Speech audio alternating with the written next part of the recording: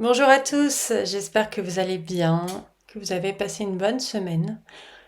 Aujourd'hui, on va parler résilience. Alors la résilience, c'est un mot qu'on entend souvent et on ne sait pas toujours exactement ce que ça veut dire. Donc la résilience, c'est la capacité à se relever après un coup dur, après un échec, après une séparation, après quelque chose pour lequel beaucoup peut-être baisseraient les bras. Et être résilient, c'est entre autres ne justement pas baisser les bras là-dessus. En gros, c'est pas juste surmonter les galères, c'est en ressortir encore plus fort. Imaginons par exemple que tu as échoué sur un dossier important, un projet important. Si tu es résilient, tu vas être déçu, comme c'est normal, comme tout le monde. Mais en fait, au lieu de te dire que tu es nul, que tu vas abandonner, que ça sert à rien, tu vas analyser ce qui n'a pas marché, étudier peut-être encore plus ou travailler encore plus ou autrement et retenter ta chance. Donc en gros, si je fais une sorte de résumé, c'est que les coups durs de la vie te touchent, mais au lieu de te briser, ils te rendent plus fort. Et ça, c'est une sacrée force. Alors on va parler des caractéristiques d'une personne résiliente. Alors ne pars pas si tu ne te sens pas concerné, si c'est pas ton cas. On verra après comment la travailler. D'accord? Alors les personnes résilientes, déjà, elles s'adaptent au changement, un peu comme un caméléon. Par exemple, si elles sont dans une entreprise qui décide de changer toute sa structure, tout son fonctionnement, les personnes résilientes vont plus facilement trouver des nouvelles façons de travailler, de s'adapter au lieu de se raccrocher à ce qu'elles ont toujours fait, leur process habituel, etc., sans vouloir s'adapter et changer. Les personnes résilientes aussi, elles voient le verre à moitié plein, ce qui ne les empêche pas de rester ancrées dans la réalité. Mais voilà, voir toujours le côté positif des choses. Elles savent aussi gérer leurs émotions, et par exemple en ne laissant pas la colère ou la peur prendre le dessus. Alors les personnes résilientes, elles ne renoncent pas facilement. Si elles commencent un projet et qu'elles rencontrent des obstacles, elles cherchent des solutions. Elles continuent d'essayer au lieu de tout abandonner. Elles ont confiance en leur capacité à surmonter les défis. Par exemple, même si elles font face à quelque chose qu'elles n'ont jamais fait, elles se disent je peux apprendre et gérer ça et le réussir. Elles acceptent aussi les choses qu'elles ne peuvent pas changer. Elles tirent des leçons donc de leur expérience et ont souvent de l'humour en fait, même dans des situations difficiles. Par exemple, tu es en plein voyage, tu tombes en panne de voiture, tu peux soit râler et te dire que c'est une catastrophe, soit en rire et te dire bon bah ça fera un souvenir à raconter, plus tard j'en rirai en fait. Limite en faire une aventure presque. Et enfin, elle trouve, la liste n'est pas exhaustive, mais dans ce à quoi j'ai pensé, elle trouve toujours des solutions créatives aux problèmes. Par exemple, si on leur dit c'est pas possible d'atteindre cet objectif, voilà, non, tu peux pas réussir à faire ça, et ben elles vont contourner le problème et trouver un moyen quand même de le faire. Alors c'est vrai que moi, petite, on me disait tout le temps t'es têtue, t'as toujours réponse à tout. Et ça, en fait, alors qu'on me le reprochait comme si c'était un défaut, bah en fait, ça m'a énormément aidé dans ma vie. Ça m'a énormément aidé à pas me laisser abattre, à toujours trouver une solution, à rien lâcher en fait et à toujours avoir ce que je voulais. Donc, ouais, c'est un état d'esprit, mais c'est pas quelque chose qui est. Enfin, c'est pas. Faut pas être défaitiste en fait. Enfin, c'est quelque chose qui se travaille, qui s'apprend peut-être aussi. Et c'est une question de mindset, c'est sûr.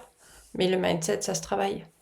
D'ailleurs, tiens, avant d'aller plus loin, j'aimerais bien savoir, est-ce que tu penses, par rapport à la description que j'ai faite, etc., est-ce que tu te mettrais dans la catégorie résilient ou pas, ou avec des nuances? Dis-moi un peu où tu te situes un peu peut-être là-dedans. C'est intéressant. Tu peux me le dire en commentaire ou en message sur Insta, ça permettrait d'échanger, ça serait sympa. Donc n'hésite pas à me dire. Alors maintenant, on va parler du rapport entre la résilience et la santé mentale. Alors quand tu es résilient, clairement, tu gères mieux le stress et l'anxiété.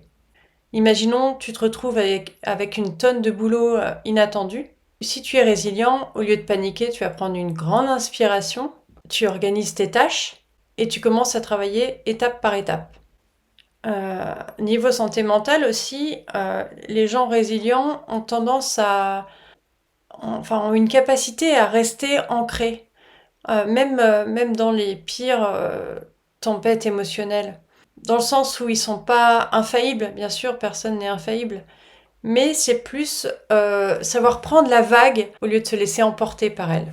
Là, je pensais à un exemple aussi, c'est par exemple, tu as passé une mauvaise journée, tu te concentres ce que tu peux faire pour l'améliorer, en tout cas pour que la fin de la journée se passe mieux. Ça peut être se promener, aller boire un verre avec des amis, ou j'en sais rien, regarder un film, une comédie drôle, enfin voilà, une comédie, c'est peut-être un pléonasme. Bref, regarder une comédie, enfin quelque chose qui fait que tu vas finir sur un point positif. La résilience, ça aide aussi à prévenir les problèmes de santé mentale, comme la dépression ou l'anxiété chronique. Si par exemple tu vis un échec, au lieu de tomber dans une spirale de pensées négatives, une personne résiliente, elle va trouver des moyens constructifs de gérer sa déception et de rebondir. Ce qui fait aussi que cette résilience renforce l'estime de soi. Par cette aptitude à surmonter les difficultés, en fait, on croit en nos capacités à gérer ce que la vie nous réserve. Par exemple, elle permet de se sentir plus fort, de croire en ses capacités, parce qu'en fait, à force de pas lâcher, ben, on finit par réussir. Et le fait de croire en ses capacités, de se rendre compte qu'on est capable, ben, ça renforce forcément la confiance en soi et l'estime de soi. La résilience aussi, elle permet de maintenir un équilibre émotionnel. Quand tu te prends des critiques dans la tronche, quand tu te prends des reproches, tu es capable de prendre du recul, de ne pas prendre les choses personnellement et accessoirement de répondre de manière plus mesurée et plus intelligente, en tout cas plus réfléchie. Alors les personnes résilientes aussi se remettent plus vite des coups durs. Après une rupture amoureuse, au lieu de rester bloqué dans la tristesse, de ruminer le passé, le pourquoi du comment, de penser au fait d'avoir été abandonné peut-être aussi, euh, et ben tu as pu te concentrer sur ta guérison, aller de l'avant. Alors bien sûr, la rupture amoureuse c'est comme un deuil. Il y a le même schéma de reconstruction qui se fait. Les personnes résilientes passent par ce processus, mais elles se remettent généralement beaucoup plus vite. Et surtout, les personnes résilientes sont souvent plus conscientes de leurs émotions. Elles savent les gérer plus efficacement. Par exemple, quand elles sentent la colère monter, au lieu de la laisser exploser et avec tous les dégâts que ça peut causer, elle va identifier la source de cette colère, essayer de la comprendre et trouver peut-être d'autres moyens de l'exprimer. Voilà, ça c'était pour la partie, on va dire, santé mentale, entre guillemets, de la résilience. Alors, si tu ne te sens pas concerné dans le sens où si tu te dis que c'est impossible pour toi, si tu te dis que c'est quelque chose qui est pour les autres, mais pas pour toi, parce que toi, tu t'es pas capable de ça, que c'est impossible, que c'est une nature et que c'est pas la tienne, je vais quand même te donner quelques stratégies pour développer ta résilience. Je vais te donner aussi des exemples concrets et j'ai envie de te dire, tu sauras aussi que c'est impossible quand tu auras essayé. Donc essaye. Et alors bien sûr, encore une fois, c'est pas du jour au lendemain, hein, on est d'accord, mais essaye de le mettre pendant, par exemple, de mettre en place ce que je vais te dire. Tu prends peut-être 2 ou 3 éléments dedans. Tu mets en place pendant, on va dire, 3 semaines. Tu te mets peut-être un mot quelque part ou dans ton agenda ou peu importe. mais tu te dis pendant 3 semaines, j'essaye ces choses. Et après, je veux bien que tu mettes un petit commentaire pour me dire si ça t'a aidé, si tu vois, commences à voir des différences ou pas d'ailleurs, ça m'intéresse aussi. Et dans ce cas-là, je pourrais peut-être discuter avec toi de ce qui n'a pas fonctionné, du pourquoi. Mais voilà, je vais te donner quelques petites techniques. Alors, c'est quelque chose qui revient souvent, mais pratiquer la méditation quotidienne, ça apporte dans beaucoup de domaines, dont la résilience. Même pour 5 minutes. 5 minutes par jour, c'est vraiment pas long, c'est vraiment faisable. Donc, pendant 5 minutes, tu te concentres sur ta respiration. Tu observes tes pensées sans jugement ni critique. Et tu reviens doucement à ton souffle à chaque fois que tu sens que tes pensées débarquent et que ton esprit s'évade.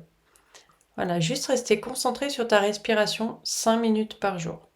Tu peux le faire au réveil, tu peux le faire avant de dormir, tu peux le faire à ta pause déj, ou dès que tu te sens un peu stressé ou angoissé. Voilà, focus sur la respiration. Ensuite, le deuxième point, ça serait, ça aussi c'est quelque chose qui revient souvent, mais d'écrire. Juste en fait, écrire les événements de ta journée. Donc ça prend quoi? Ça prend 2-3 minutes. Mais écris ces événements dans ta journée, comment ils t'ont fait sentir et ce que tu as appris d'eux. Juste ça. Donc c'est vraiment pas long, à la limite tu peux te faire soit méditation puis écriture, soit écriture puis méditation, ou l'un le matin, l'autre le soir. Mais c'est des choses qui prennent vraiment pas beaucoup de temps et bah, qui peuvent t'aider à faire un peu un focus sur toi-même, sur ta journée, sur ce qui se passe à l'intérieur de toi. Et ça peut t'aider. Ensuite, entoure-toi de personnes positives. C'est pareil, c'est valable dans pas mal de points. Mais des personnes qui peuvent t'aider, te soutenir. Euh, Ça peut être des amis, ça peut être de la famille, ça peut être des groupes, des clubs. L'idée, c'est vraiment de rencontrer des personnes qui ont des intérêts similaires aux tiens et qui te poussent vers le haut, peut-être qui t'ouvrent à des solutions que tu n'avais pas, qui te donnent des conseils, euh, qui te montrent qu'en fait, non, t'es pas bloqué, enfermé entre quatre murs, mais qu'il y a une sortie, voire plusieurs, et qu'il y a des solutions à ce à quoi tu fais face. En quatrième, je crois, fixe-toi des objectifs réalisables. Ça peut être un petit objectif par semaine, comme, je sais pas, terminer un projet, améliorer une compétence, suivre une formation, et surtout, suivre tes progrès. Voir ce que tu as appris la semaine dernière, comment tu as avancé, ce qui a progressé ou pas. Voilà. En cinquième, je dirais prendre le temps chaque jour pour réfléchir aux choses pour lesquelles tu es reconnaissant ou reconnaissante. Par exemple, avant de dormir, tu vois, tu te mets dans ton lit et tu penses à qu'est-ce qui a été cool aujourd'hui, qu'est-ce qui m'a fait du bien, qu'est-ce que j'ai apporté aux autres aussi peut-être. Voilà, c'est pas... Alors mes ados me disent toujours ah, j'ai rien à dire et puis ils finissent par trouver largement au moins trois choses. Mais voilà, ces choses, ces petites choses qui paraissent anodines, qui sont mélangées dans le brouhaha du quotidien et que tu peux prendre, piocher dans ta journée pour les mettre en exergue, les faire ressortir et voir qu'elles sont là. Bon, je ne sais plus où on en est niveau comptage, mais c'est pas grave. Ensuite, je te dirais de demander à des collègues, à des mentors, voilà, aux personnes de ton entourage qui sont au moins là où tu voudrais être, de demander un feedback sur ton travail ou sur tes projets perso ou pro. Demander leur retour et l'idée c'est pas de te bloquer, de prendre les choses personnellement, mais de prendre leurs conseils en te disant qu'est-ce que je peux en faire, comment je peux le mettre en place pour que ça soit mieux, parce que ces conseils, c'est pas pour dire que tu es nul ou que tu fais mal les choses ou, euh, ou que c'est de ta faute ou que sais-je, c'est juste un conseil, c'est là pour t'aider à aller vers ce que tu veux. pour t'améliorer en tout cas. Donc si tu demandes un conseil, attends-toi à recevoir des choses peut-être qui ne te plairaient pas, mais en tout cas qui t'aideront à être là où tu veux être. Et enfin, le dernier point est peut-être le plus important, essaie d'adopter un état d'esprit positif et optimiste. Ne te focalise pas sur le négatif, demande-toi ce que tu peux apprendre et comment tu peux t'améliorer la prochaine fois. Bon, là, je pense par exemple à la panne, ça s'applique pas, mais dans le sens, en soi, l'état d'esprit positif, c'est de toute façon, tu peux pas agir dessus si tu es en panne. Tu peux pas agir sur cette panne. Enfin, je veux dire, elle est là, c'est quelque chose de peut-être mécanique. Peut-être que c'est de ta faute si tu as oublié de mettre de l'essence. Ça, je parle pour moi là-dessus, pour le coup. Mais ok, bah c'est là. Donc, à quoi ça sert de ruminer et de s'énerver pour quelque chose sur lequel tu ne peux pas agir là maintenant? Si ce n'est peut-être, j'ai envie de te dire, tu es en panne, ok. S'il fait beau, tu peux en profiter pour aller, je sais pas, pique-niquer dans l'herbe. S'il fait froid, ben, tu restes dans la voiture, je pense, ou tu peux aller te promener quand même, mais bon, si tu crains pas trop le froid. Mais tu peux te dire, bon, bah ok, je vais bouquiner, ou je vais répondre à mes messages, ou on va faire un jeu avec les enfants dans la voiture en attendant. Enfin, ça peut être aussi finalement pas une mauvaise chose parce que ça peut te permettre de t'arrêter et finalement passer un bon moment qui n'était pas du tout prévu au planning et, euh, et qui peut être pas mal en fait. Et oui, dernier point, être résilient, ça change complètement aussi les relations avec les autres. On gère mieux les hauts et les bas relationnels, on prend les critiques moins à cœur et on réagit aussi de manière plus posée ou plus réfléchie. Ça aide à mieux communiquer en restant calme et en écoutant vraiment l'autre. Et surtout, on ne se laisse pas abattre par les petits accrochages. Enfin, se dire que chacun a son point de vue et savoir aussi peut-être se remettre en question en cas de dispute ou relativiser les choses. Ça, c'était les axes de travail pour devenir plus résilient. Maintenant, on va parler de la résilience face à l'échec et au rejet. Donc là aussi, je vais te donner quelques tuyaux pour rebondir par rapport à ça. Alors le premier point, c'est comme pour tout ce qui est émotion, etc., c'est accepter. Donc là, en l'occurrence, c'est accepter qu'on a échoué. Ça arrive à tout le monde. L'échec, c'est pas la fin du monde. C'est une chance de recommencer autrement, de comprendre, d'apprendre. Une chance en fait de faire encore mieux. Donc prends un moment pour réfléchir pourquoi ça n'a pas marché et à ce que tu pourrais améliorer la prochaine fois. Ensuite, souvent, le rejet n'a rien à voir avec ta personne, avec toi. C'est souvent juste la situation, le timing ou les besoins qui étaient différents. Que tu renvoies à l'autre une part de lui qu'il rejette ou au contraire qu'il aimerait être ou avoir. Et ça, c'est l'effet miroir. Donc si le sujet t'intéresse, celui de l'effet miroir, parce que c'est hyper intéressant, enfin, ça aide à comprendre pas mal de choses, dis-le moi et je te ferai un épisode là-dessus. Bref, chaque rejet, chaque échec t'apporte quelque chose. Utilise cette leçon pour t'améliorer ou pour progresser. Et où pour progresser. Dernier point sur ce sujet, au lieu de ruminer sur ce qui s'est passé, concentre-toi sur le futur. Quelles sont les possibilités qui s'ouvrent à toi? Sois cool avec toi-même, sois sympa. Rappelle-toi que tu fais de ton mieux. Reviens à tes objectifs. Ne perds pas de vue tes objectifs à long terme. Parce qu'un échec ou un rejet, c'est juste un caillou sur le chemin, un petit obstacle, mais c'est pas la fin. Alors, si tu as une question spécifique sur ce sujet, n'hésite pas. Si tu veux savoir comment gérer une situation difficile que tu vis actuellement, quelle que soit ton histoire, en fait, elle est la bienvenue. Donc, tu peux m'écrire en commentaire ou sur Insta et je te répondrai avec plaisir. Voilà, j'espère que cet épisode a pu t'aider, que tu comprends un peu mieux ce qu'est la résilience et comment aussi renforcer cet état d'esprit. N'oublie pas de t'abonner pour être averti des prochains épisodes. Et la semaine prochaine, on parlera confiance en soi, dans le sens, est-ce que c'est une utopie ou est-ce que c'est réaliste? Voilà, je te souhaite un bon week-end, une bonne semaine. Je te dis à la semaine prochaine et je t'embrasse. Bye.